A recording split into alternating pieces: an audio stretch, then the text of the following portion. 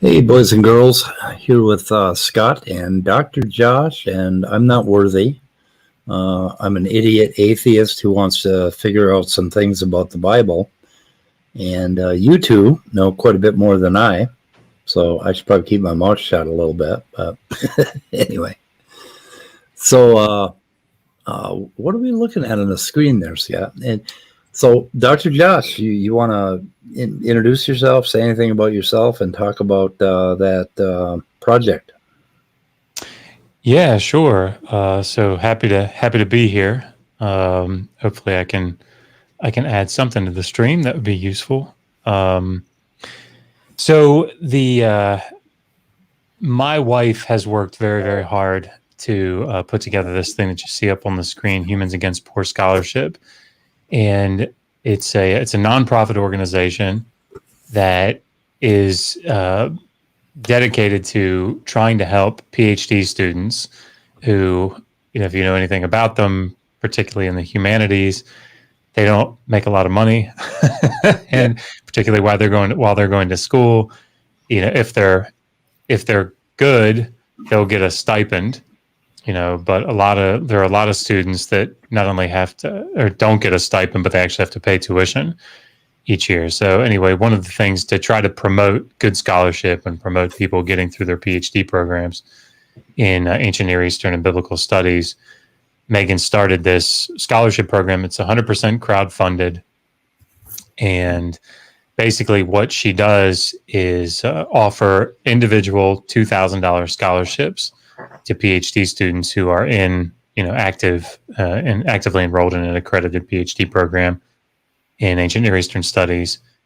And every applicant, there's no in-depth application process. There's no big essay or anything to write. The way that they compete is they come onto our show, come onto Digital Hammurabi, and do anywhere from a 15-minute to a 30-minute interview, depending on how many applicants we have, and just kind of present who they are and what their research is and what they're going to use the money for. And then everybody that's donated gets a vote. And it's just that simple. So that means that, if the PhD candidate comes on and, speaks in this very esoteric language, about, their research at some elite level that nobody understands, people probably aren't going to vote for them because they're probably not going to understand what it is that they're doing. However, so the part of the goal is to get them to be able to come on and make their scholarship accessible to people that are interested, but maybe, are non-specialists in the field. So yeah, anybody that, that can donate, obviously that would be tremendous. Again, it's a nonprofit, so it's tax deductible. She's got the website set up so you can donate as little or as much as you like. And again, any donation that you give gives you the opportunity to vote when the time comes. So I think it's her thing, but I think it's in April, May, something like that is when the interviews actually start. And then, the voting opens right after that.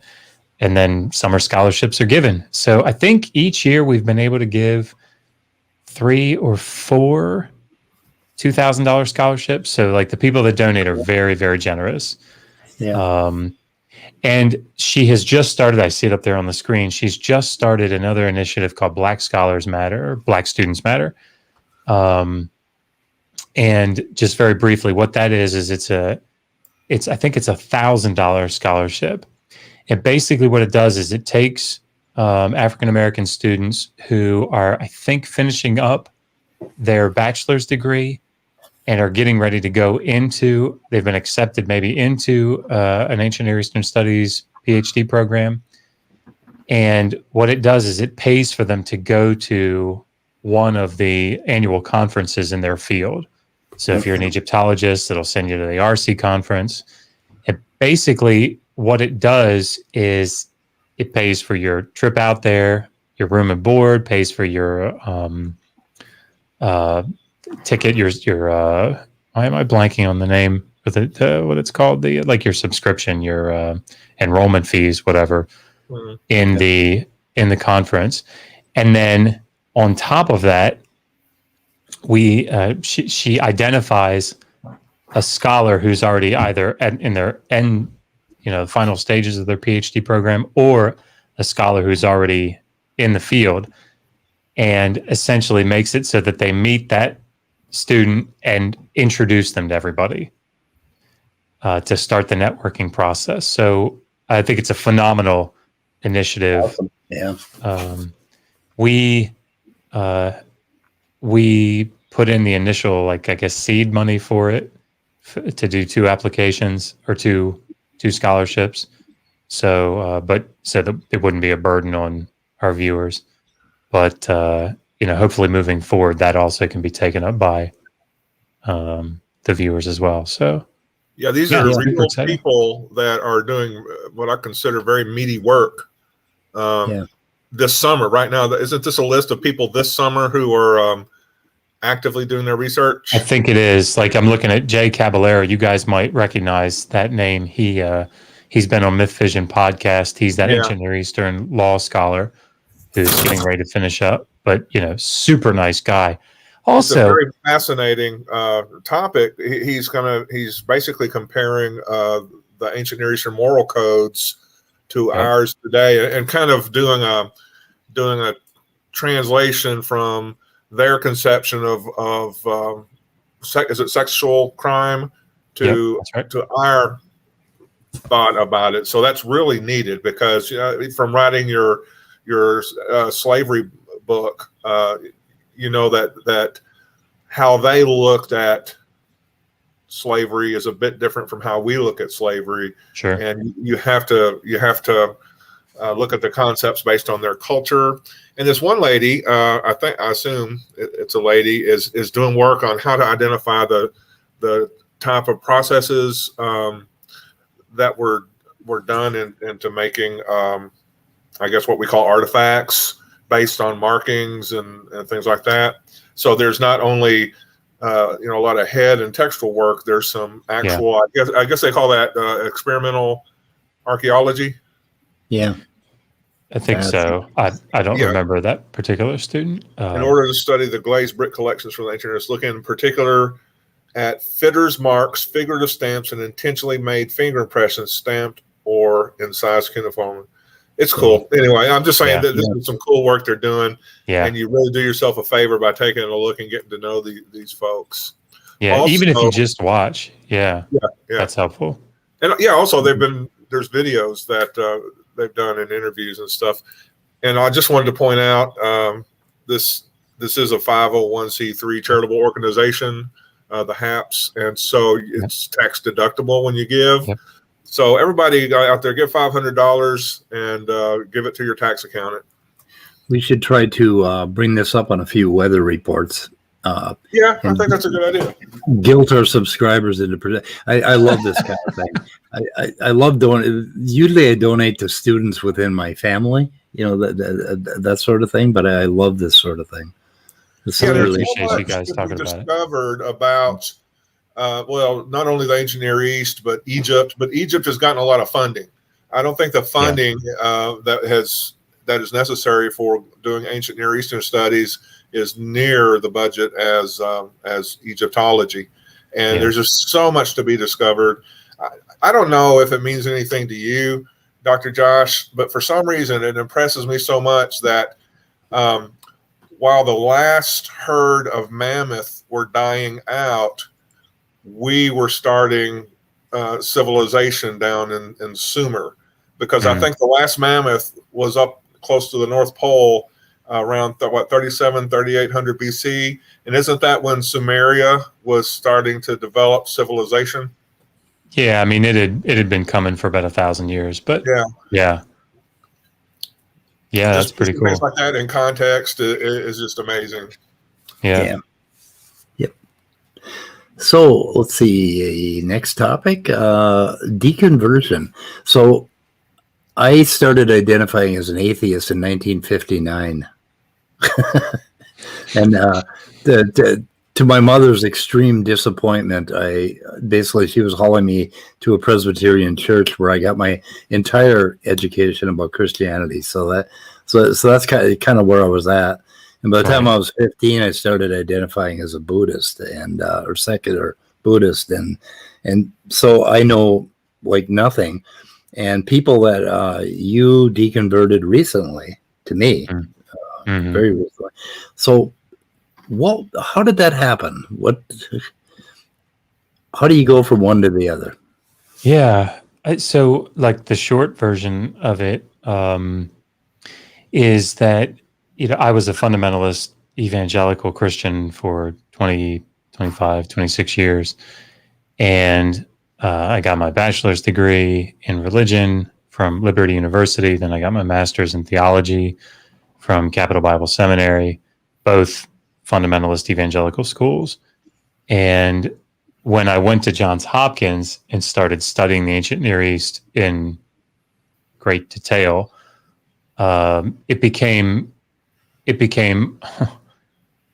much to my chagrin, maybe, clear to me that the Hebrew Bible was another ancient Near Eastern text. And while a lot of evangelical scholars will say that, yeah, sure, it's another ancient Near Eastern text, they would say it's more than that. And, from that general view, it's hard for me to get at it's more than that. I think it is just another ancient Near Eastern text.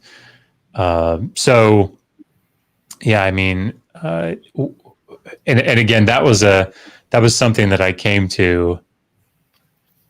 I was very upset that I came to that conclusion. I did not want to come to that conclusion. And I fought it quite a bit. And I remember actually there was a friend of mine, Andrew, who had been in the program for I think 3 years at the time. And he, as soon as I went to all my Hebrew classes with him, went to history of Syria, Palestine with him. And I remember him saying to me every week, it'd be interesting to see how long you last. Interesting to see how long you last. And I'd say, oh man, you get a cup of coffee. It's going to be a while, and I'd say it was a couple months in to that first semester. And he was like, how you holding up? Like, so yeah, it was a tough time, but I think following that deconversion, it got a lot easier for me, primarily because things like proving the Bible or proving, the historical validity of the Old Testament, those things, they were completely irrelevant at that point. And I was just there to study the ancient Near East. Yeah.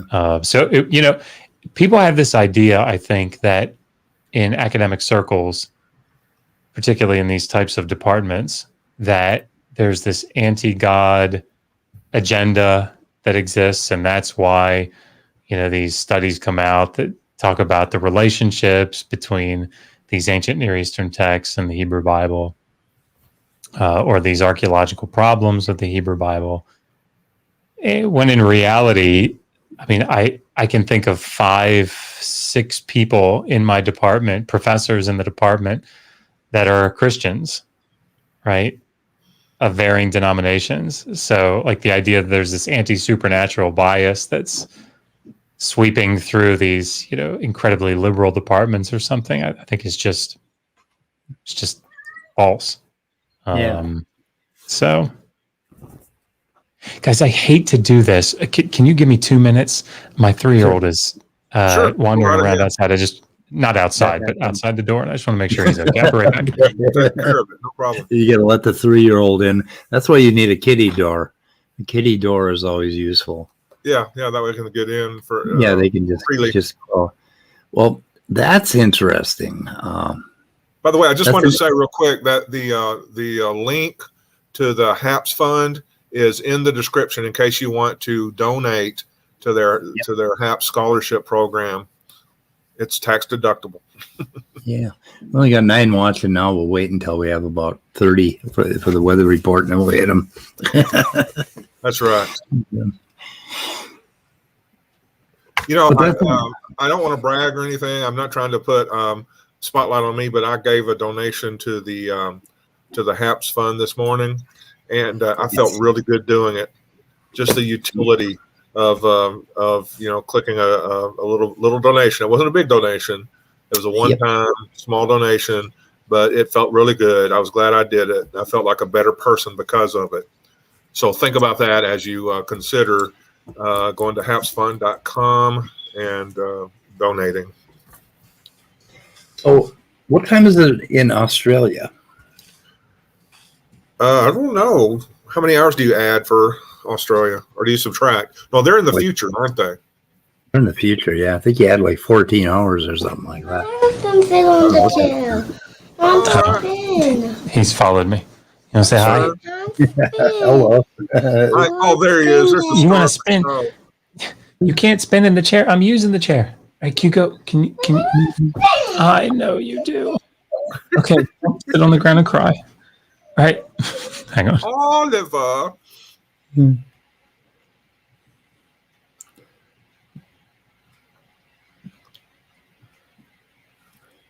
Kids. Sorry. That's all right. He's still on the ground here, so I think he'll mosey out eventually. I believe more shows should have kids involved. Yeah. Well, I'm continually plagued by cats and raccoons. Yeah, kids, kitty cats, or raccoons.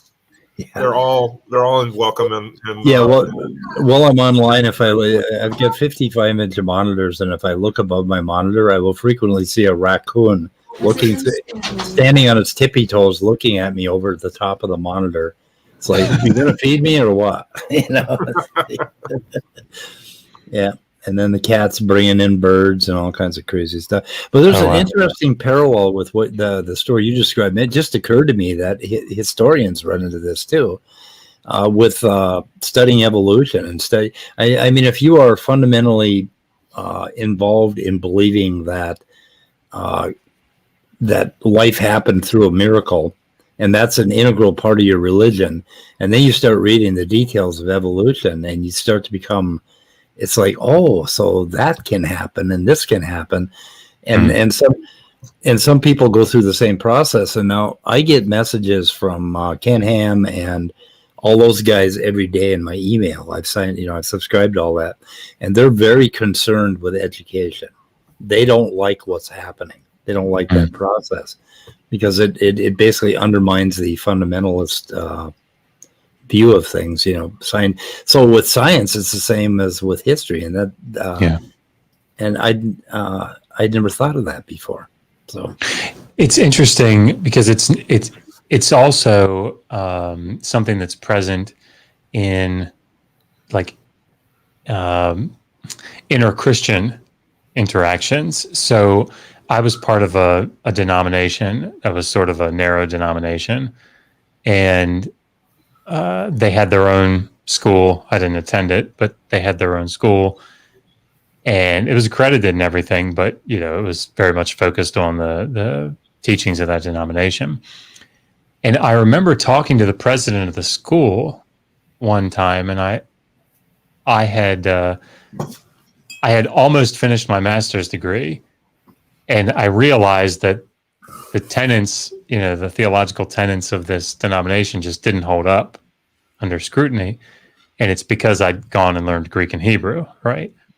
And so I remember having a conversation with him and saying, hey, how come more pastors that are in our denomination don't go and get master's degrees? So they stop after their bachelor's.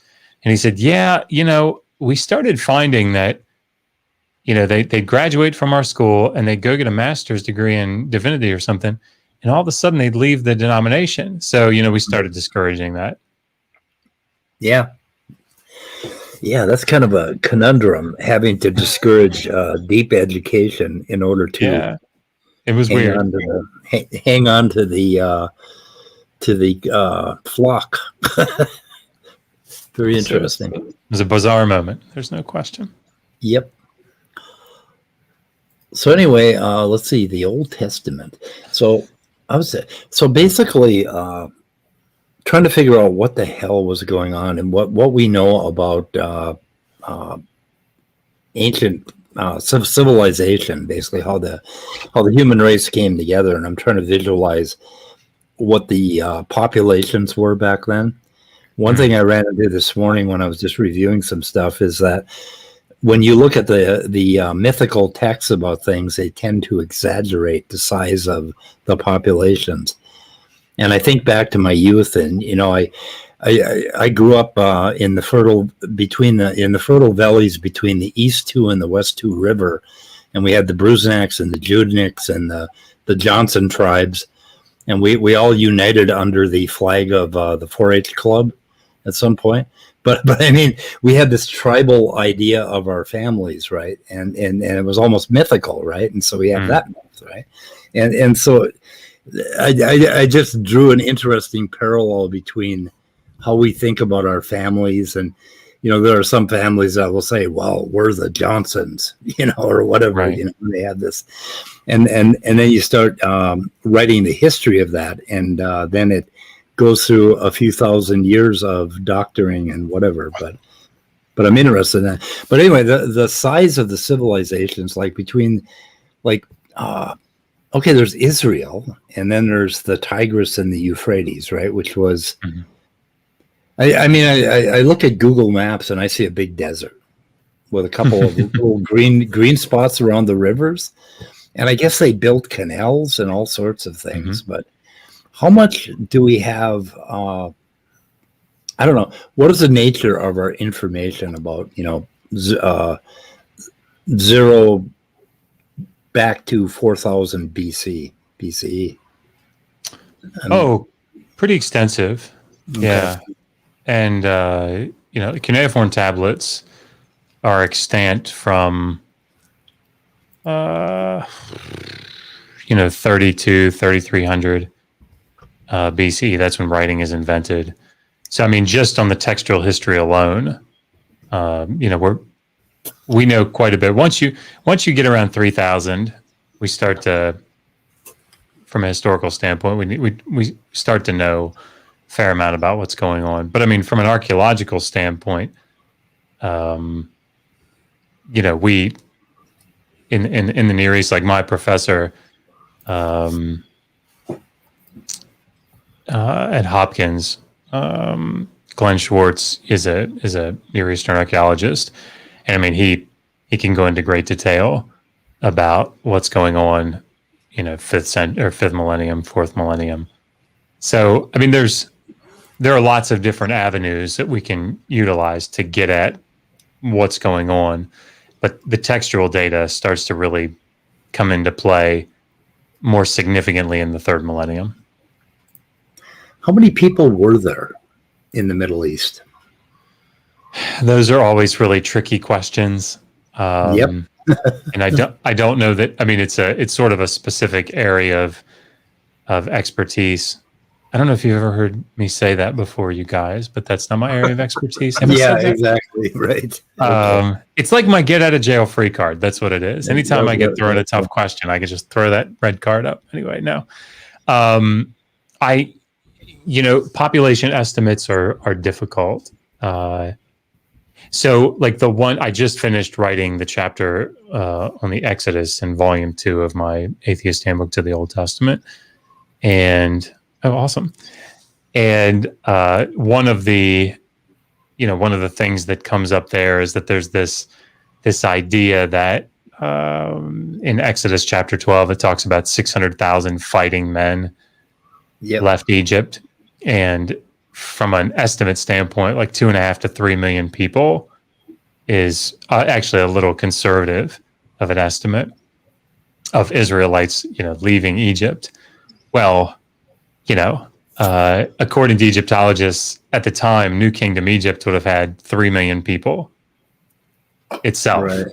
Right. So, I mean, I guess if that gives any idea, and that's everybody, right, in all of Egypt. So, having 3 million people or 2.5 million people in the Delta is like, come on, son.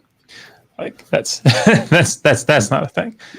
But yeah, populations I'm not well versed on. It's amazing how all throughout the time that I was a Christian, I went to I think I quote unquote got saved in a missionary Baptist church, which was very hyper literalistic and dispensationalist and all those ists and isms. And they literally taught that 2 million people, just kind of wandered around the desert for 40 years. And we just accepted it, Wow. No I bills didn't know to that. I didn't know that it was that many. I'd always imagined like 600 or something. So I was probably imagining 600. Yeah. I was probably imagining closer to reality than. I don't know. Anyway, okay. So then, well, I don't know. Okay, so there was this civilization between the Tigris and the Euphrates, but that's quite a bit. It's quite a ways away from Israel. So are there similar river civilizations that popped up around Israel, or water was the thing, right? Yeah, the two main civilizations in the vicinity of Israel, would have been, or of Palestine, the Levant, would have been Mesopotamia and Egypt, right? So the Tigris and Euphrates, and then the Nile. Obviously, there are other rivers in the ancient world, but those are the two that are in the direct vicinity of Israel. So I mean, you've got the Jordan River, of course, Sea of Galilee in the north. You have the Galilee, Dead Sea that runs down to the Dead Sea. You got the Orontes River up north, but like the two main ones where we see writing being invented in civilization, at least in that grand region, sort of coming about, is those three rivers: the Nile, the Tigris, and the Euphrates. Which is why you see with in the biblical texts and with the mythology that you see, and even the historical stuff that you see in the Hebrew Bible, there's always this interaction between Egypt and Assyria or Babylonia, and it's because those are the two big hotspots.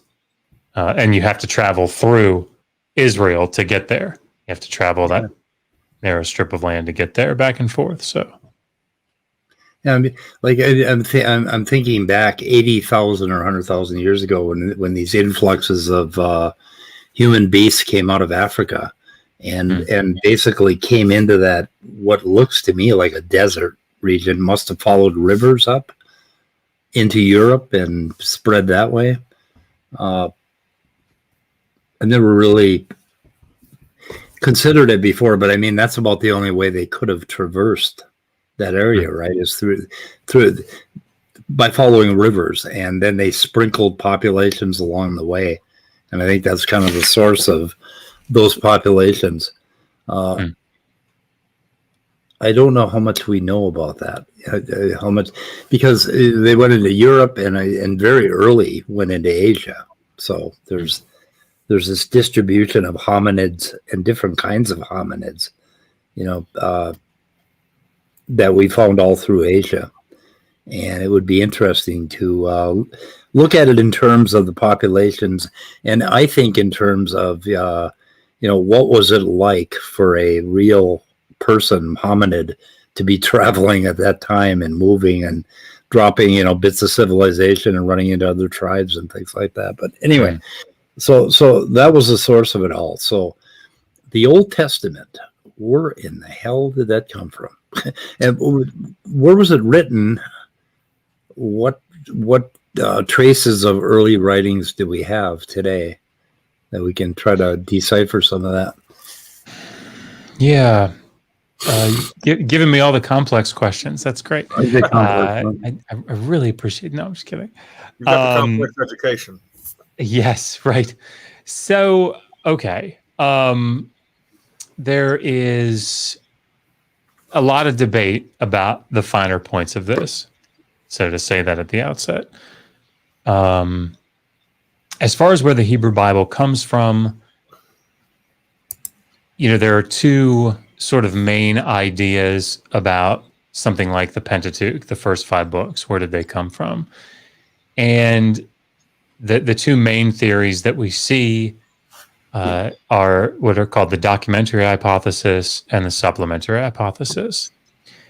And we can go into detail about those if you'd like, or we can steer clear of the details. But yeah, they're up on the screen as a graphic about it. But basically, you get two main theories. One is that you've got 4 original stories. They call them sources, and it's like 4 complete versions, or mostly complete versions, of the narrative itself that are brought together and isolated from one another to varying degrees. Again, it's complicated. It's sort of like the analogy that I try to give that seems to make some sense is if you had a detective that was trying to figure out who, what happened in a drive-by shooting or like a road rage shooting. They might go take witness statements, and they might say, okay, witness A was in the car with the murder victim. And so their story starts at the very beginning. Their statement starts at the very beginning and goes right on through to the end, right? And they have their own version of the events. And so he writes that statement up. Then you've got witness B, who was in a car that came up on the scene 10 minutes after or 5 minutes after the murder. So they are going to have, that witness statement is going to start after the murder has taken place, but it's still going to have a lot of the same details, just in the latter portion of the story. And then you've got somebody who's a witness that saw the murder happen. And so, there, but from a different vehicle and maybe 3 vehicles away or something. Anyway, the point is those witness statements are going to be complete witness statements. They're going to be independent witness statements in that sense. But they might start close to the same time. Another one might start much later. But then what the detective has to do is try to weave them all together, right? And this is not a perfect analogy, but just so you can kind of see how it works. He's got to try to weave them together to make a coherent picture. And sometimes that's just not going to happen, right? So what he does is so let's say in version A, the witness who was in the vehicle with the murder victim says it was a red car that the murderer drove in, that was driving in and drove away in. Well, then the guy that saw it as the murder happened, he says it was actually a black car. Well, the detective doesn't know whether it's red or black, so he has to put both in the report. Right. He can't make that choice.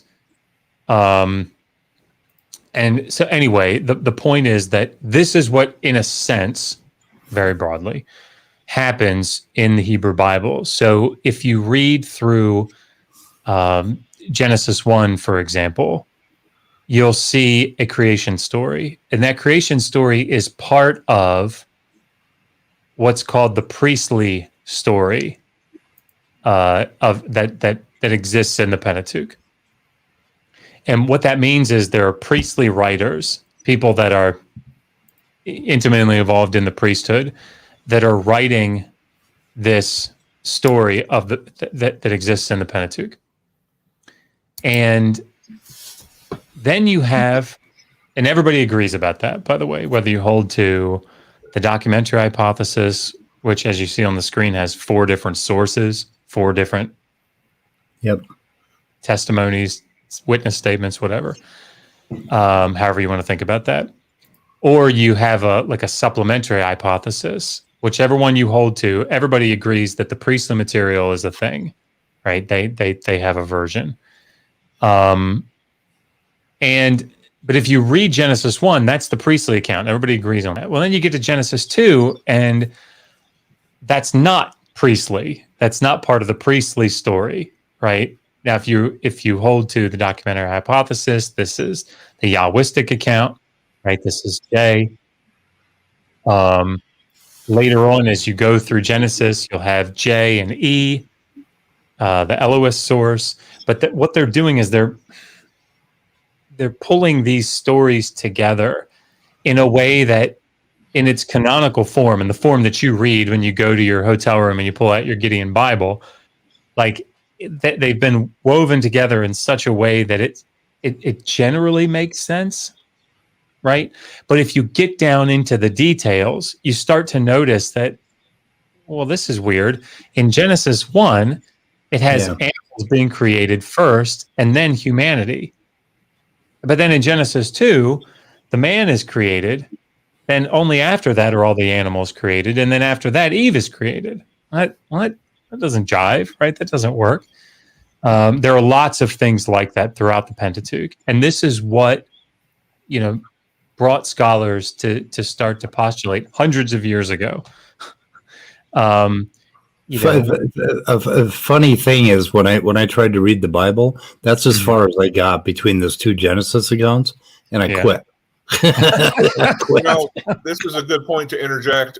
One little wonderful feature about Dr. Josh's book, the Atheist Handbook to the Old Testament, Part 1, is that in order to get past the begats for one thing, and then king lists and stuff, Josh includes a summary or a synopsis or just a telling of the Old Testament story in his own words, which is much more readable. There's even some humor, interlaced in there from time to time.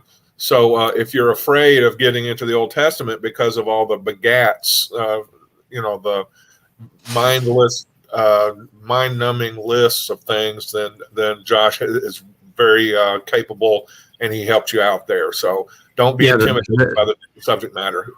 The begats are the same as Ayn Rand's John Galt speech at the end of Atlas Shrugged. Yeah, nobody could possibly read that thing. Nobody wants to go through that. Okay. Anyway, okay. So that's where they come up with this layering idea, right? Yeah, sort of. So, like, if you read through Genesis 37, for example, in the Joseph story, if you just ask yourself the question, how did Joseph get down to Egypt?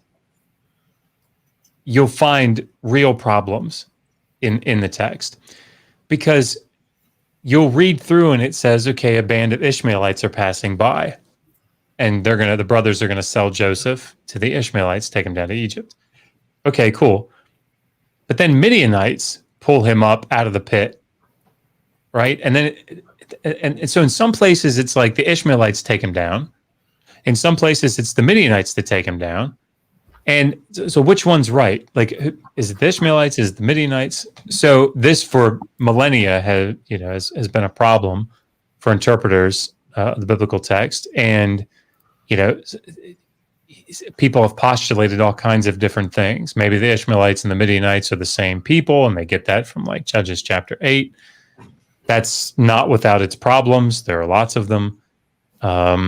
Some people postulate things like the brothers sold Joseph to the Midianites, who then sold him to the Ishmaelites, who took him down to Egypt and sold him back to the Midianites, who sold him to Potiphar. It's like, so, but the reality here is that you're looking at two different versions of this story that are being brought together. And so they each contain their own narrative, but they're being pulled together in a way that if you just kind of read it through and you don't, I don't want to say you don't think about it too much, but you don't worry about the details, it has enough coherence that you kind of get the idea, I guess, is the point. So Yeah, that's sort of the idea of the documentary hypothesis. Now, like, we don't have to go into the details about the supplementary hypothesis because it has a different view, a different theory about how the narrative of the Pentateuch came together. But the big thing to remember, I guess, in all of this is that we're doing this, scholars are doing this hypothesizing about how the narrative came together based on a later set of manuscripts. So it's almost as if what they're doing is they're looking at the final police report. Yeah.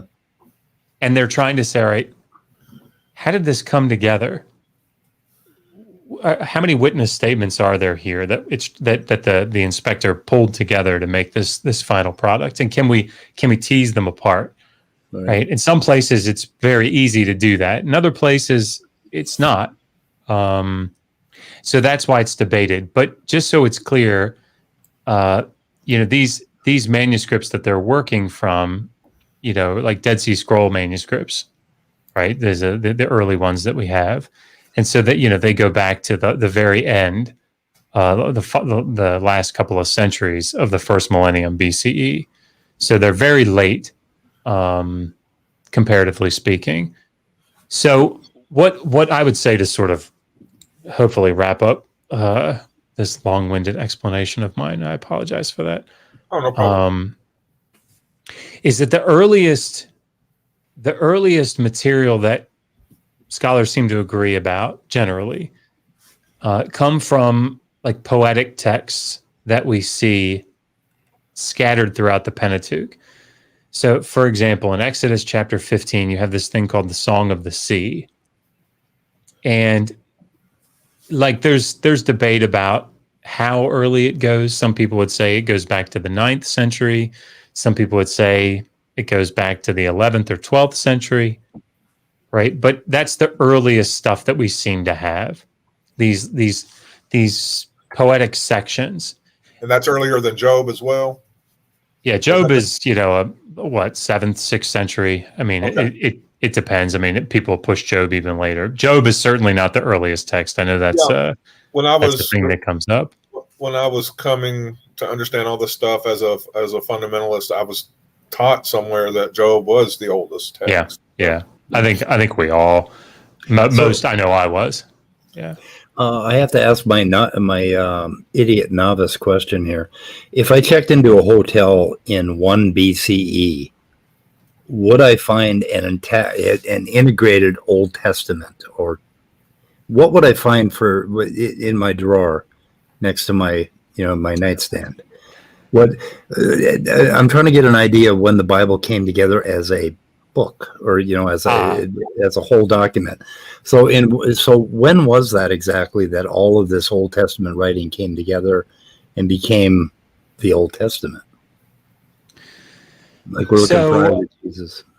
Yeah, I mean they wouldn't have called it like the Old Testament. They would have called it I don't know. They may have just called it the Torah as a whole. Okay. So this is the late Second Temple period. So end of the first millennium, beginning of the second, end of the first millennium, beginning of the first millennium, AD or CE.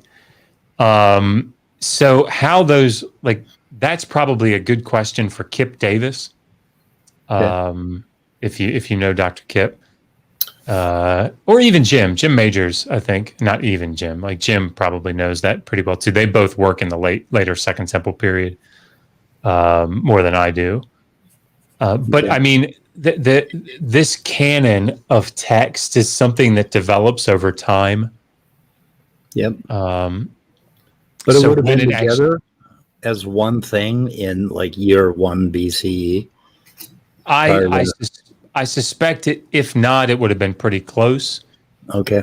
I think that these texts still stayed in a somewhat contentious arena, and of course, different groups are going to see different canonical forms. So, for example, at Qumran, it's not like you have, which is 2nd century, 1st century, even into the 1st century CE.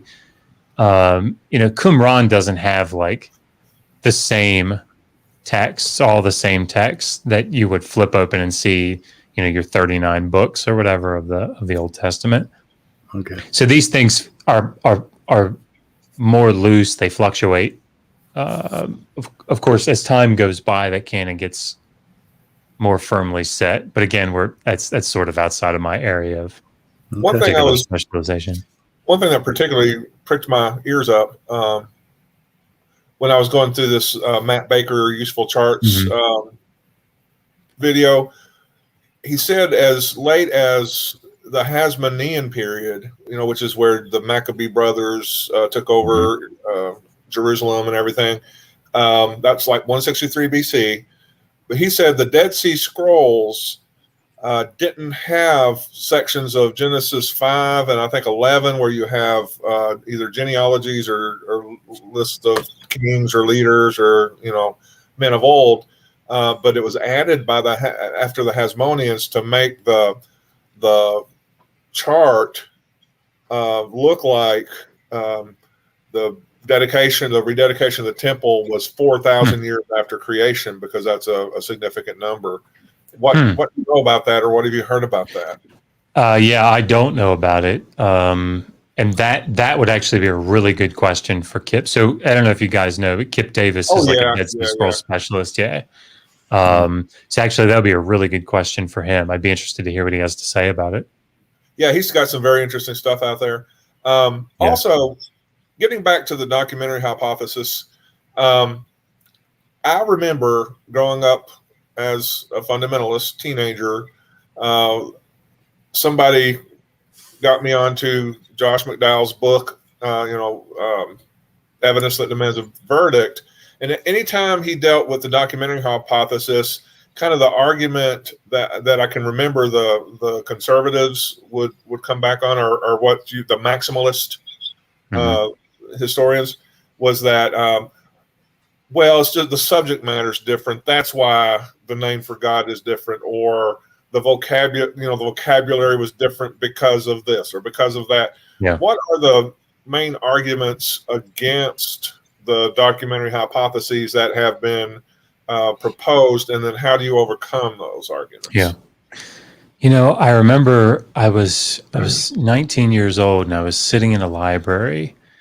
And I remember I was reading manuscripts, and I sat back in my chair, and I rubbed my eyes, and I said out loud in front of all these people, and they were probably only about 3. And I said, "It's true.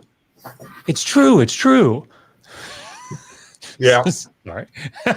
For those of you who don't get that, there's a very interesting documentary about Josh McDowell's testimony, I guess you would say, on Kip Davis's channel. And I recommend everybody go and watch that right now, because it's interesting. And then that whole it's true thing seems to be, what do they call it? Apocryphal? I don't know. He says it, and he says it in a bunch of his presentations, but you'll see that it's kind of doubtful or kind of muddled. It feels a little staged. Yeah, very staged. Oh no, Scott, you committed a small sin here. You said Kip Davis's channel, but I don't see a link in private chat. Oh man, I'm committing unforgivable atheist sin of no link. Yeah, atheist sin, mentioning something that we don't have a link for.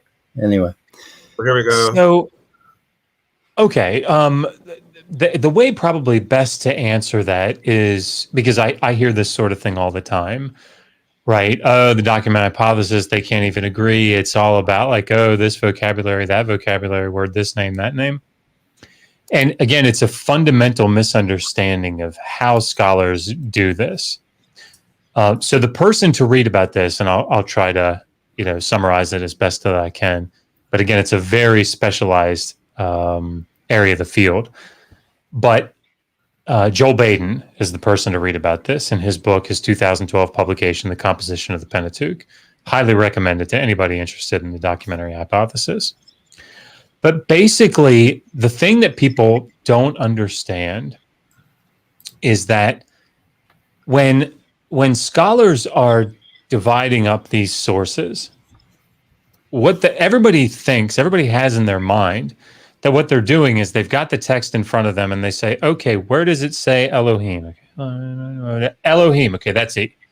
Elohim, okay, that's E. Yahweh, okay, that's J. Yahweh, okay, that's J. Right? Okay. That mentions something about the tabernacle. That's priestly. Something else about the Levi. Okay, that's priestly. That's not how this works at all. In fact, it's quite the opposite. And it's a really important thing for everybody to know. So what they're doing is you have to come at this from the opposite direction. And what scholars are doing is they're reading through the narrative, and they've been doing this since the 1800s, or the 1700s, 18th century. And what they've been doing is they read it through, and they come up on something like Genesis 37. And they're reading it closely, and they're trying to, understand the text in detail, and they realize, my God, this is so weird. Here it says he's going to the Ishmaelites. Here it says he's going to the Midianites. Like which one is it, right? And so they start to notice that there are inconsistencies and contradictions in the narrative itself, and it's that set of inconsistencies that drives the brain of the scholar to go, wait a minute. Why are these inconsistencies here? For example, and I always forget which specific chapters this happens in. I think it's in the 20s, but I can't remember which ones. Jacob goes to, I think it's in chapter 26, but I can't remember. But Jacob leaves to go to stay with his uncle Laban, right? Right. And on his way out of Canaan, he goes and stops at the city of Bethel, and it's actually the city of Luz at that point. And while he's there, he has this dream, and it's the Jacob's ladder dream, right? And he sees angels coming and going, and it's, oh my gosh, this is so crazy. And so he wakes up and he says, this is certainly the house of God. And so he names the city, he does this ritual, pours out oil on a stone, and he calls the name of the city Bethel, which is the house that means in Hebrew, the house of God, the house of El, right? And then he goes on his way. So now the city has been renamed Bethel. Cool. On his way back, after staying for 14 years, with his uncle, on his way back with all his family, he stops by the city of Bethel, and he has his dream, sees his vision, and it's not the exact same one, but it's sort of similar, right? And he wakes up and says, oh my gosh, like God is in this place. So he does a ritual, pours that oil on a stone, and he renames the city Bethel. What? Like, hang on a second.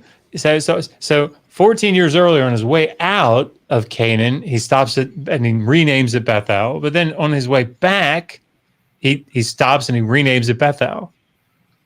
Like something doesn't compute, right? So what that does is those sorts of doublets, those sorts of contradictions, those sorts of inaccuracies or inconsistencies, particularly when they show multiplicity of the same parts of the same parts of a story, but different times. When you read through the flood story, ask yourself, how many times does God command Noah to build the ark? How many times does he command him to take in animals? How many times does he command him to go into the ark and shut the ark? Like when you do that, you'll go, oh my God, why would he commands it here, and then he says it here as well 3 verses later? That's weird. So why? The question is why? And it's those narrative inconsistencies and doublets and triplets and that makes scholars go ahead. Sorry, Scott. I'm sorry. I hate to interrupt, but could we just easily say that it was all put together by a committee? That sounds like the kind of thing that, okay, I'll put this in there if you'll put this in there, and let's all vote on it, and we'll say everything's fine. Yeah, I mean, I know you're probably sort of saying that in jest, but I mean, there's definitely an idea that, I mean, certainly you have material that's considered holy, right? Considered sacred, and you can't just delete an account. Right. You can't just delete a tradition. Yeah. And so how do you still bring it together and have it somewhat make sense? But this is the important part, is that it's not because, oh, well, J uses this vocabulary word, so everywhere we see that vocabulary word, that must be J material. That's not how it works. What ends up happening is when they separate out the narratives based on these narrative inconsistencies, and you see how the narrative ties together individually as these individual sources, then you notice, oh, in this one, after it's been separated out, weirdly, this one seems to use Yahweh or Yahweh Elohim. Right. And this one almost always uses Elohim. And this one over here has all kinds of material about priestly stuff, right? So it's the opposite of what's going on, of what people think is going on. They're dividing it based on narrative inconsistencies. And again, Joel Baden goes into tremendous detail about this, and it's such an excellent discussion in his book. And we talk about it a little bit in the Atheist Handbook. But that's the big thing for people to remember. It's not vocabulary word, vocabulary word, vocabulary. So here, because that's what people started to do, right? Yeah. People started to have like J vocabulary lists. And what that meant to them was, anywhere we see this, like, okay, anywhere we see the word shifcha for female slave, well, that's, J. And everywhere we see ama, okay, well, that's P or whatever. That's not how it works, right? So, yeah, hope that made sense. It did. So I hate to, I keep drawing biology parallels, but we have these phylogeny trees, where we're trying to figure out how life's diversified and stuff. Has somebody done a big tree of these manuscripts and how they coalesced together into one document and then became, there are multiple translations today, right? I think there's a whole field of textual criticism. Well, Mark Ehrman, I think, is a name in there. Is there a website where we can see the tree of life, the tree of the Bible, like the tree of life? I mean, we need one. Good question. Yeah. Anyway. So I have, if you guys are interested in that, early on in Digital Hammurabi, that was one of the topics that I tackled, was textual criticism, because it's mainly what I did in graduate school when I did Hebrew, is just textual criticism. So awesome. I have a pretty lengthy series on textual criticism, both for the Old Testament and for the New Testament, where I sort of summarize the different sources, how it works. There's actually, I did an exercise, just very quickly. I did an exercise when I was still teaching Sunday school, and I talk about it in a video, where I printed out, I typed up a paragraph, and the paragraph said, like, I like dogs. I used to have a dog. His name was like Fluffy or something. And there was a paragraph that was sort of like that. It wasn't really, it was just sort of basic. But at certain points, I put a lot, like, I like dogs. I put a line through dogs and wrote cats by hand above it. And then I misspelled a word, and I used the wrong preposition at some point down later in the paragraph. And all I did was make 5 copies of that, 5 copies of it, and handed it out to 5 people in that class. And there was like 20 people in the class. And I said, all right, you guys make one copy, make one hand copy of this. And that's all the instructions that I gave them. And so they took a piece of paper and they copied out by hand that paragraph. So that meant when they came up on for example, I like dogs with a line through it, cats, some of them actually copied it out. They wrote dogs, put a line through it, and wrote cats above it. Some people thought, well, I don't need to write dogs, so I like cats, right? And so those 5 copies, so some of them spelled the word correctly. Some of them actually kept the misspelling. Some of them changed the preposition to make it the right preposition. Some of them left it. Well, then I passed that on. Those 5 copies, passed them on to the next 5 and said, all right, you guys copy this one out. Anyway, what I did then in the end, after everybody, so I had like, 20 copies of this thing. I took them and brought them all together and labeled them manuscript A, manuscript B, C, D, E, all the way through. And then made a like a main text. And then everywhere there was a variant, I put a little, anywhere that somebody wrote, the cats, dogs thing, I put a little footnote there and then said manuscript A has, and wrote out dogs, the line through it, cats. Whereas manuscripts B, C, D, E, and F deleted dogs and went through the whole thing that way. And it's actually really fascinating the way that it shook out. But that's the essence of textual criticism. This is just like genetics. We do the same thing. Okay. Interesting. Awesome. Okay. Mutations, and trying to put together the entire lineage. Another parallel. Sorry.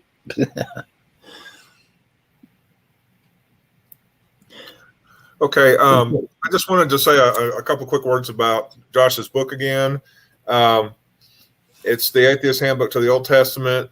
There are I just wanted to know that whenever I look for a book that I seek to inform myself with, I look for a bibliography, I look for references, footnotes, things like that.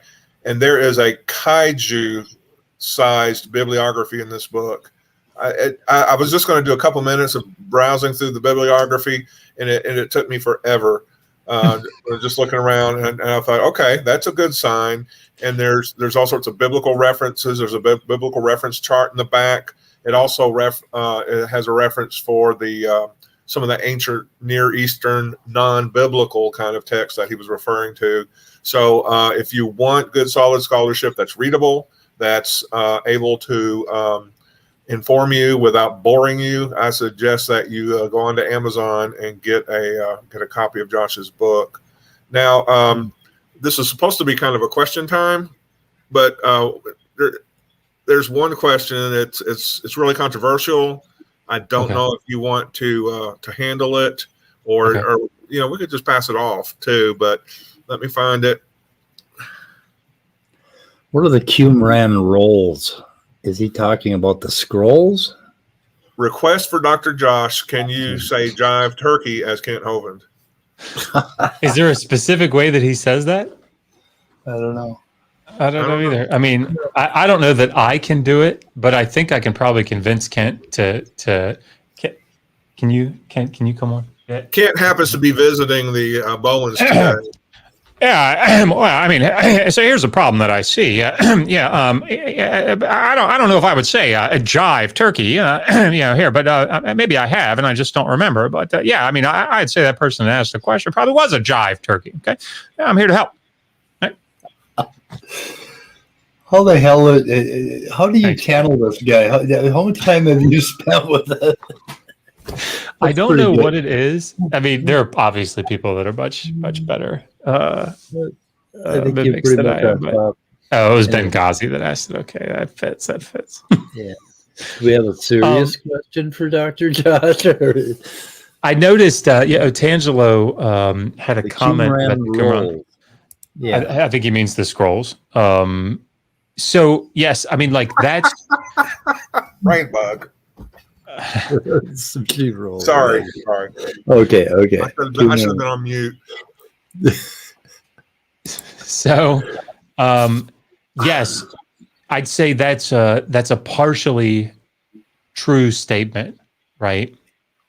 So again, Kip Davis is the person to talk to about the Qumran scrolls, but there's no question that when you open up the Isaiah scroll, for example, there's an awful lot of consistency between the Isaiah scroll and what you see, 1,200 years later with the Masoretic text tradition.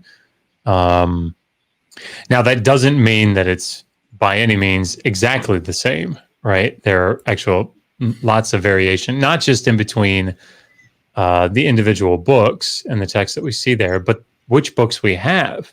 books they were copying. So, yeah, but I mean, that's absolutely true. The Qumran scrolls, what you're not looking at a completely different book of Isaiah or something. It's actually very, very close. So, I mean, I think that's an important thing to recognize, that those people that carried, the Masoretes that carried on that Masoretic text tradition that copied out the Hebrew Bible, they were very careful, right? I mean, there's no question about it. The bigger question, I think, is what happens. Like, how did we get to the period of Qumran? How did we get to that grouping of texts that they had? So, Yeah. Yeah. Plus, Yeah. there are, like we mentioned in an earlier one, where the Dead Sea Scrolls don't have those genealogies in Genesis chapter 5 and 11, but by the time of the Septuagint, they do. Indicating possible Hasmonean influence on it. But like you said, that may be more controversial than true. But and Kip Davis, I don't know if it was with Isaiah, but I think in Psalms he shows where like one of the Messianic Psalms has been altered. So Psalm 22. Yeah. So, and that's again, I would recommend just asking to see if he'll come on and talk about the Dead Sea Scrolls, because I'm going to have in book 3, which is in the pre-planning stages, there's going to be a whole section, archaeological section, on the Dead Sea Scrolls. So I'm actually working with Kip now to get a good second bibliography together and to dive into it. One of the things that I would say is, Otangelo, I think you'd probably have to be a lot more specific. Like, you can't just say there's congruence or something between what's in the Qumran scrolls and what we see in the Hebrew Bible. That's just not the case. Because they had a lot of different stuff, right, that you don't see in the Hebrew Bible. So I'm trying to be fair with his statement, but I think that's something that you probably want to pose to Kip, or bring up something specific. But yeah, that's what I would say. As far as this question by Roy, again, incredibly difficult question for a number of reasons. 3. When was the flood supposed to be? If we're going with the biblical timeline and we're looking at something like the middle of the 3rd millennium, well, we know a lot about it. Population size estimates, I said earlier, very, very difficult to do. And again, there are people that work specifically on that sort of thing, and there can be great fluctuations, even with what's in a particular city.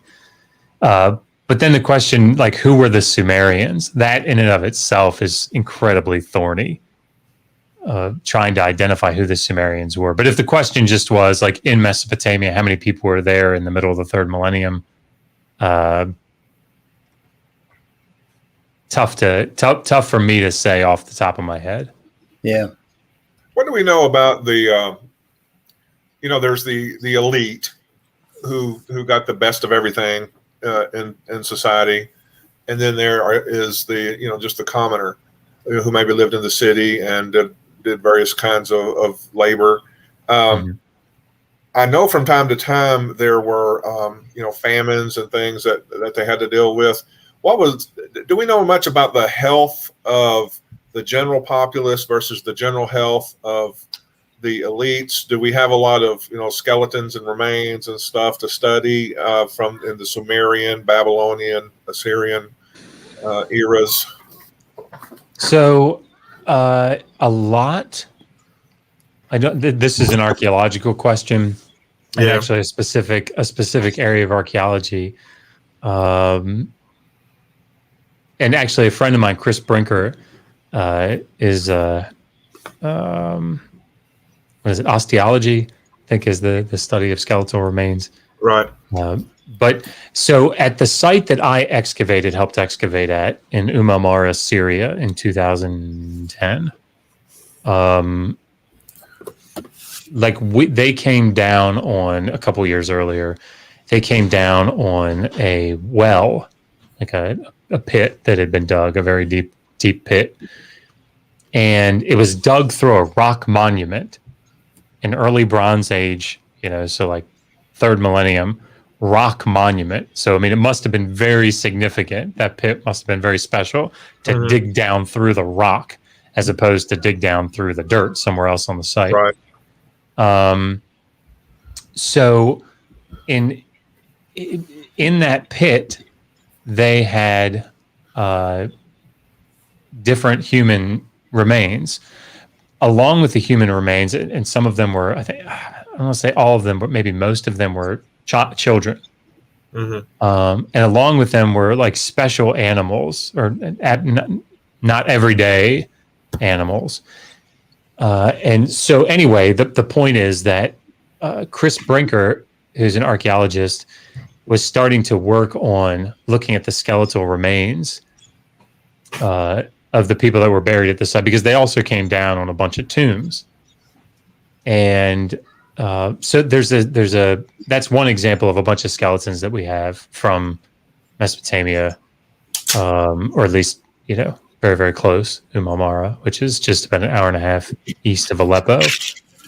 But down at the very famous Royal Cemetery of Ur,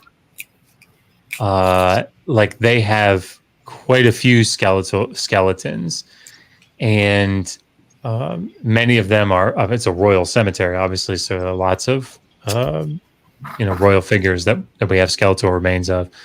But then you have lots of people that were, and I haven't looked at the most recent secondary literature on this. I haven't read it since like 2012, so I don't know if more research has been done in those 9 or 10 years. But there was like markings of pickaxe marks in the back of the skeleton, back of the skulls, to show that these people were sacrificed and buried with the royal figure. So that wasn't like a thing where they had to erase the, 3,000 days since the last accident sign. Right. Didn't have to do that. We're back to zero. Throw them in there. The last sacrifice. They had 3,000 days since the last sacrifice. Right. So we had a question from Otangelo here. If he goes with the Masoretic text or the original Hebrew, I don't know what he means by the original Hebrew. Okay. So if he's talking about the Dead Sea Scrolls, I don't know why he's calling that the original Hebrew, because they're all part of the manuscript tradition. Yeah, the Masoretic text, as I believe, is the is like a 9th century, 10th century Yeah, the earliest. Yeah, the earliest ones that we have are like right around 1000 CE. Yeah. But they were copying those obviously hundreds of years before that. The question's actually not a straightforward one. And it's sort of like asking a question in New Testament textual criticism. Do you go with the majority manuscript tradition, or do you go with the earlier manuscript tradition? There's not a one size fits all answer to that. So you have to consider, okay, here's what the Masoretic text says in Hebrew. Here's an earlier copy, whether from the Dead Sea Scrolls or maybe even didn't the Samaritans have their own special copy of the Old Testament? And there's what the Dead Sea Scrolls had, and so it's a matter of comparing texts and trying to determine which is more likely to be the one that fits the best. Yeah, I mean, the answer to, and there's another one. Do you go with Hebrew Masoretic text tradition or the Greek Septuagint? I mean, yes is the answer. Yeah. Right. Yes, yeah. Sometimes one, sometimes the other. So, for example, if you were to just fall down on one and say, all right, I'm always going to go with the Dead Sea Scrolls. If you come to Psalm 22:17, you're going to go astray, right? Because there's an error in the text, right? The way that they copied it is erroneous. There's a word there that it doesn't mean anything. So it's Kaf Aleph Resh Vav. What does that mean? It doesn't mean anything. So then if you go with the Masoretic text tradition, it's Kaf Aleph Resh Yod, so Ka'ari, like a lion, right? So I would go with like a lion in that particular example. But there are obviously going to be places that you're going to go with the what's preserved in the Dead Sea Scrolls over and against what you see in the Masoretic text tradition. I mean, it's very complicated. Textual criticism is incredibly complex, and it's literally on a variant by variant case basis. Doing otherwise, I think, is incredibly problematic. Real quick, I just thought of this, and forgive me.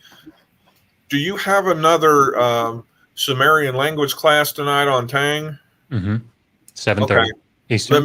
Let me get that link, because if you ever were interested in learning pretty much the first written language ever in human history, you want to watch this video series or this live stream series. I think you're doing assignments, homework, encouraging people to make their own flashcards or use a flashcard system. You go over the grammar rules and things like that. Am I accurate? Yeah. And at the end of each chapter, we've got a vocabulary list with signs.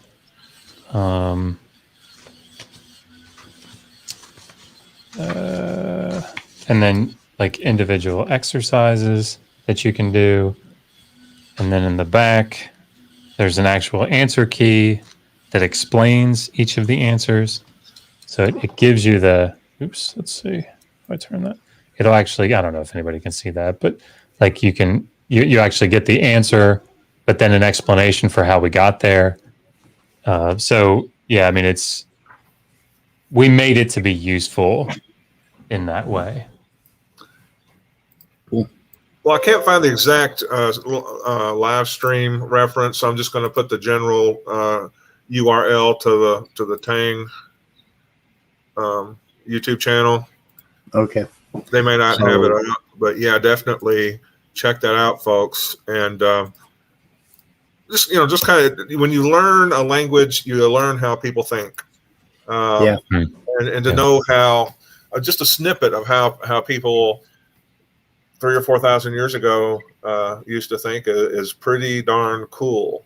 And also, and it's at this point it's 5,000 years ago. 5,000 years ago. Yeah. My math is strong, everybody. Yeah. It took me way too long to come up with. Yeah, I was gonna do the calculation. I thought, wait a minute, do I really know exactly when they started writing? I thought I did, but now I don't. Now I'm doubting myself. I'll just say 3,000 or 4,000 because that's a safe number. Right. But I see in the side chat there are several questions about the flood. Maybe that's something we should talk about. Okay. Well, just to keep you out of trouble, it's we've been going for about an hour and 20 minutes. Yeah. Okay. Or do you have to run out and do something? No, I think I'm okay for a few more. I'm okay for a few more. And is Megan giving you dirty looks or anything? Not yet. Okay. I want to keep you out of trouble. I appreciate that. No, it's good that you do. But we can talk about this. So the flood, I mean, I guess it depends on how people interpret the text, but if you're taking this sort of, wooden view, literalist view, and reading it in that sense, let's say you put the flood sometime in the middle of the third millennium, right? So 4,500 years ago. Well, there wasn't one, right? There wasn't a worldwide flood. I mean, I'm not a scientist, I'm not a geologist, but I mean, you guys can speak to that. Maybe I'll just ask you, was there a worldwide flood? Not only no, but hell no. I'm tired of answering that question diplomatically. Right. So, okay. Back, I guess, into my specific area of the field, like one of the things that makes even the idea that there's some catastrophic worldwide deluge in the middle of the third millennium is that there's absolutely no interruption. There's not even a hint at an interruption. In fact, you have in Mesopotamia the early dynastic period, and we have tons of tablets from the early dynastic period.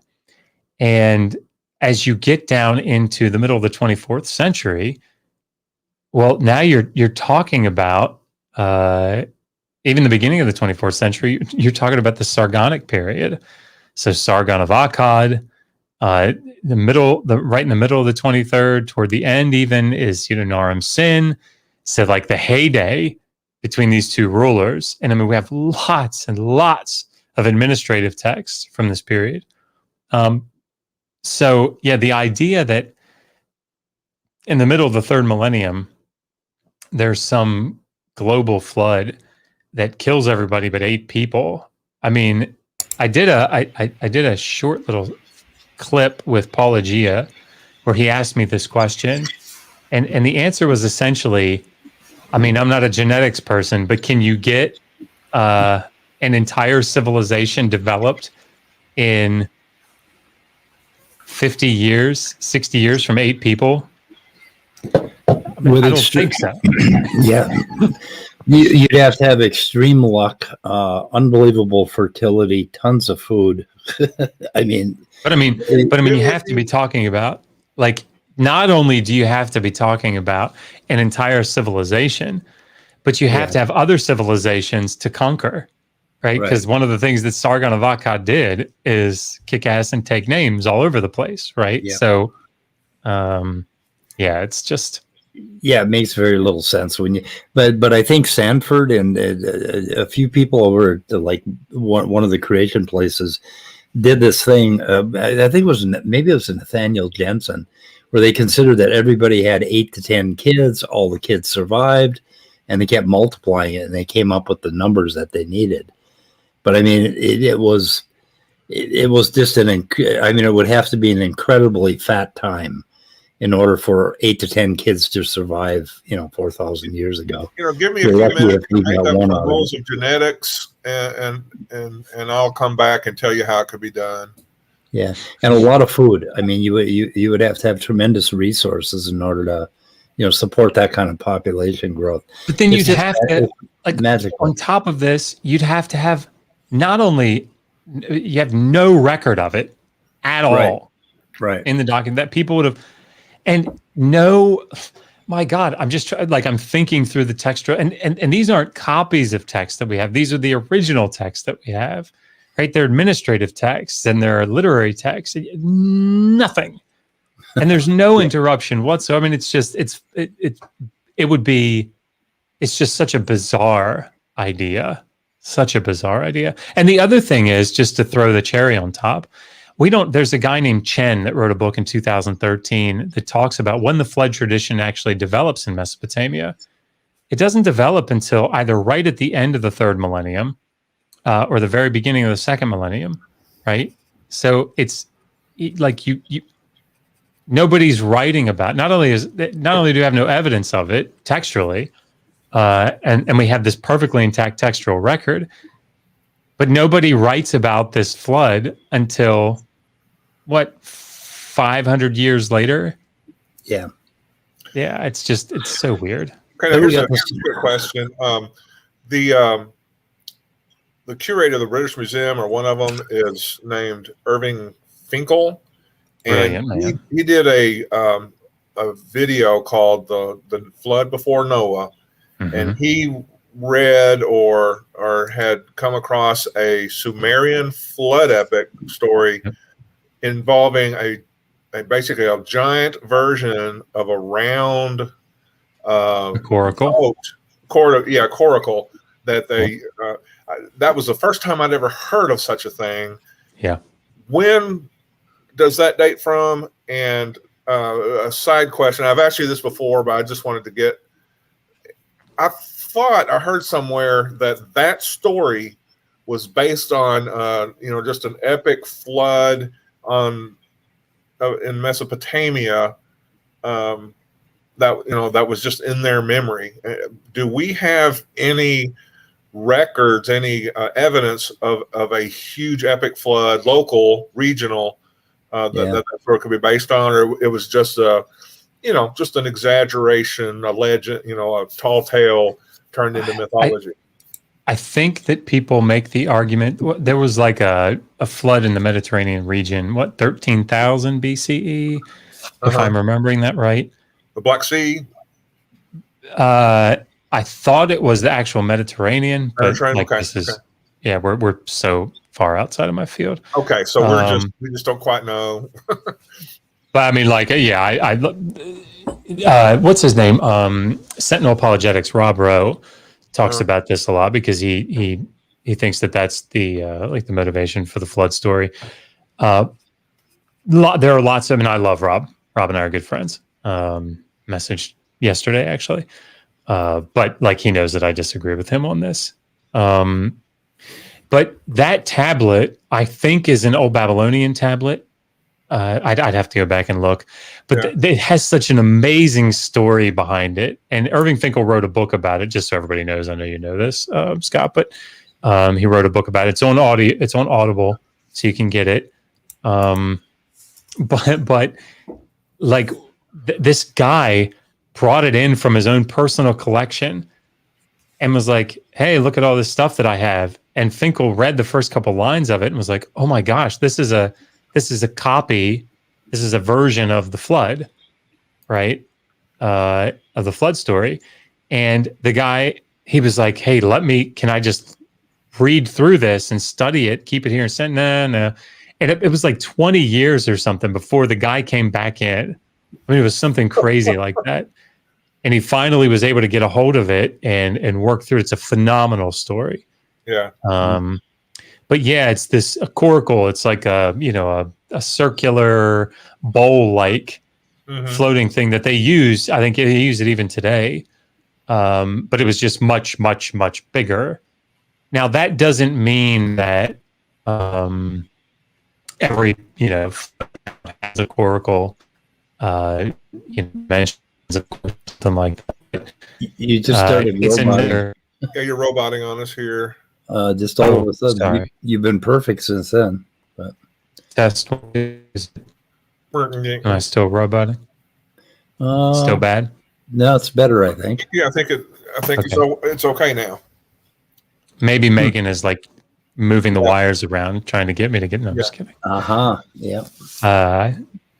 But yeah, no, I think that's an old Babylonian tablet though. So early second millennium. Okay, BCE. Cool. Great story. And Irving Finkel is a funny guy.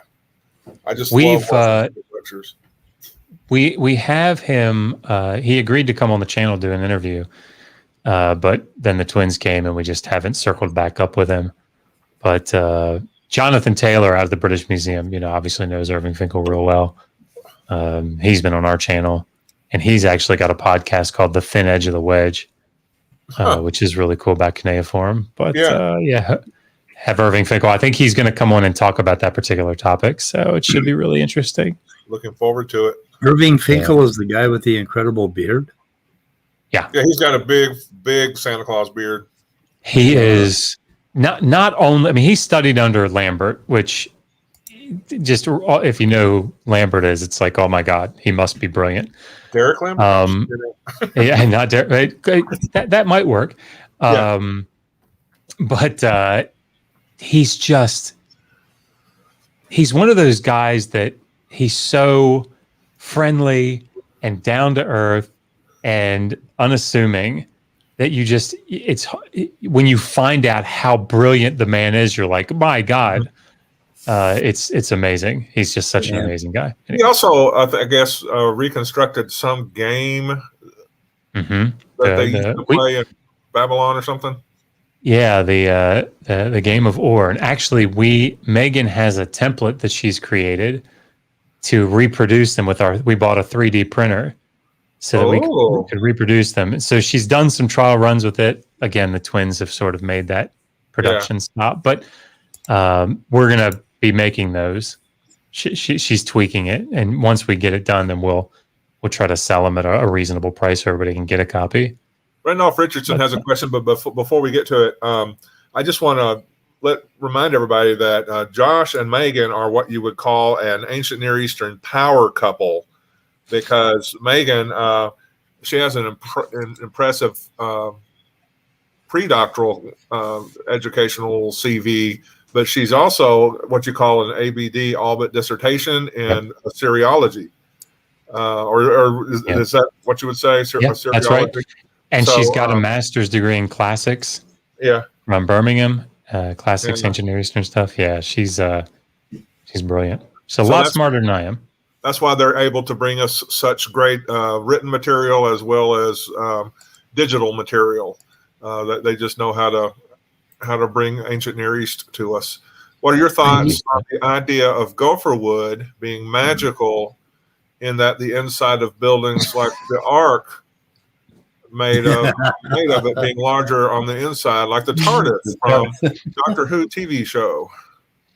Yeah, Noah walked in and went, "It's bigger." Around the outside, he said, "It's bigger on the inside." Yeah, that's a very interesting question. One that if Irving Finkel comes on, I will ask him directly. Definitely. He needs to cue us in on that. By the way, I have a commercial announcement. The description of this video has all of the links that we've talked about, I believe, including Irving Finkel. So I just added it. Nice. If anybody wants 3 years, check out those links, especially the donation one. The donation link, and digitalhammurabi.com, or the YouTube channel Digital Hammurabi. I had a question, but I think I forgot what I was going to ask because I interrupted myself. Well, while you think of it, let me grab the because I mentioned the textual criticism for the links. And Megan actually. So we did them. I was doing them every day, essentially. And so there were all these different videos, like 5, 6, 7 minutes long. And we got requests to join them all together. So there's a 3.5 hour, she joined them together into a 3.5 hour stream. So if you think about 7-minute videos turning into 3.5 hours, that's what this was. Yeah. So I will give you the link to the big one. But if you just... Do you have a wrench on this channel? I hope you do. I don't know if I would give me one, because I troll pretty hard, you know? Yeah, well, no, we give wrenches to all kinds of trolls. We love trolls here. No, I think I was just going to say earlier, Josh, that once I finish your Ted Lewis book that you recommended, I'm going to hop into that Joel Baden, as he seems to be a big name. Awesome book. How should I title this link? Textual criticism of the Bible, maybe. Yep. Good to me. It goes through the whole thing, and the very beginning should be that little exercise that I was talking about, where I gave my students the pieces of paper to copy out. Yeah, that creates a phylogeny. That's interesting. That is very related to genetics and phylogenies and stuff. Cool. And of course, I see everything in terms of biology, so I'm sorry, but no, that's fine. But it would be cool to find that phylogeny chart of the biblical manuscripts and how they all came together and then diverged into the various translations today. Because I hear you can definitely see that stuff. In fact, one of the books that I cite in that series pretty extensively, I think at least one of them has one of those charts, at least for the New Testament text. Yeah. But since you guys, once you mentioned if Megan needed help, I've started to hear the voices go up outside. So I'm wondering if that's actually become a reality. Yeah, you want to wrap it up? Yeah, I probably should jump off soon. Yeah. Yeah, you want to shoot it in the head? Yeah. That's what we call ending the stream here. Gotcha. Yeah, well, I wanted to say, before we do, I wanted to say thank you for giving me you guys motivate me to keep walking. during the week at 5 o'clock. Yeah, because I always get in and I say, you know what, they might have another question or something else might come up that I should say something about. So I can just walk another lap. It's fine. Yep. So it ends up working out. So I appreciate it. And if I ever drop off, it's just because you guys are in the middle of a discussion and I don't want to interrupt, and I can't get into the side chat without inevitably just hanging up. I don't know how to do it. So if I ever just drop off, that's what's happened. Okay. Can you answer a real quick question from Randolph? Yeah, sure. How old is Christianity? I've read about people called Christos from as early as a few hundred BCE. Thanks. Wow. Yeah, probably Before not. Christ? Probably not my field. But Otangelo answered it for you, Randolph. So there you go. There you go. Yeah, Otangelo has the answer. Yeah, Otangelo is a pretty. You can always trust him for a very, serious, reasoned answer to any question. I actually suspect that his answer in this case is the right one, but it's not my field. So yeah. Yep. Okay, you ready to end? Yeah. Shall we? Okay, boys and girls, we're going to shoot it in the head. Goodbye, cruel world. We're out of here. Thank you, Storm Chasers. Oh, and thank you, Dr. Josh, for doing this. Of course. Thank you for having me. Yep. Okay, we're out.